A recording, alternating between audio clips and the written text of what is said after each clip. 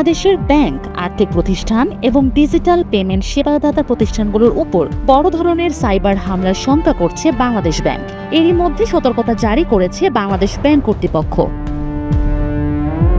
আজ বুধবার বাংলাদেশ ব্যাংকের আইসিটি বিভাগের এক চিঠিতে এই সতর্কবার্তা দেওয়া হয়েছে।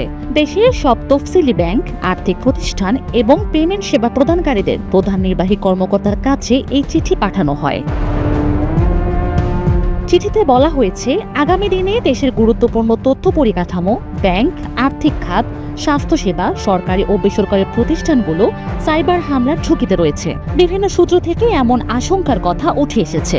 আর এই প্রেক্ষিতে কেন্দ্রীয় ব্যাংক, আর্থিক প্রতিষ্ঠান এবং পেমেন্ট সার্ভিস প্রোভাইডারদের জরুরি ভিত্তিতে প্রয়োজনীয় সাইবার সুরক্ষা ব্যবস্থা নিতে নির্দেশনা দেওয়া হয়েছে। প্রতিষ্ঠানগুলোকে সময়ক্ষেপণ না করে এখনই সতর্কতামূলক ব্যবস্থা নেওয়ার জন্য আহ্বান জানানো হয়েছে। বান্ডেল থাকলে প্রতি সেনমানিতে টাকা বাঁচবে। বিকাশ সেনমানি বান্ডেল কিনে জিতুন প্রতি লেনদেনে। বাংলাদেশ ব্যাংক সতর্ক করে দিয়েছে যে সাইবার নিরাপত্তা নিশ্চিত করতে না পারলে দেশের আর্থিক ব্যবস্থায় বড় ধরনের সমস্যা দেখা দিতে পারে।